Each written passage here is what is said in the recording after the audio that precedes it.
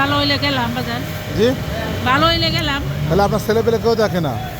ছেলে ফেলে দেখবো, একটা ছেলেই মনে কর নিজেই চলতারে না, আমার কি দেখবে, খুবই ও। অভাব কষ্ট।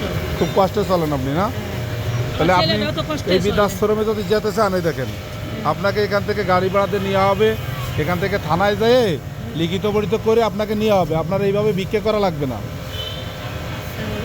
আপনি কি রাজি আছেন?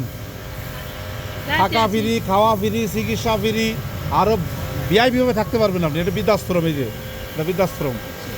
কাকা কি কন, এই করা কি ভালো নাকি? মানে উনি ভিক্ষা করে, ওনার কেউ নাই, মানে ছেলে আছে দেখতে পারে না। তো একটা বৃদ্ধাশ্রম করছি আমি নিজের টাকা দিয়ে, নিজে। আমার নাম ফরিদ, শেখ ফরিদ আমার নাম, এই যে আমার নাম্বার। ওনাকে আমি ওইখানে নিয়ে যাবো। সর্বপ্রথম এখান থেকে আপনাকে থানায় নেবো, নিয়ে হয়তো লিখিত পরিত করে, যদি আপনার নেম বেশি বেলা দিয়ে এমন হতে পারে না, থানায় নিয়ে লিখিত পরিত করে আপনারা আমি প্রাইভেট করে আমার বৃদ্ধাশ্রমে নিয়ে যাবো, নড়াইলে। আপনি কি যাবেন? আবার আমি ছেলে লেগে পরামর্শ করে লই। জি জি, ছেলে লেগে পরামর্শ করে লই। ছেলের লাগে পরামর্শ। ছেলে তো আপনাকে দেখে না, খাওয়ায় না, না, তাইলে আপনি ছেলে ছেলের সাথে দেখে, মানে দেখে ভাবে কি, ও ছেলে তো নিজেই চলতে পারে না, বাসা ভাড়া, বউ বাচ্চা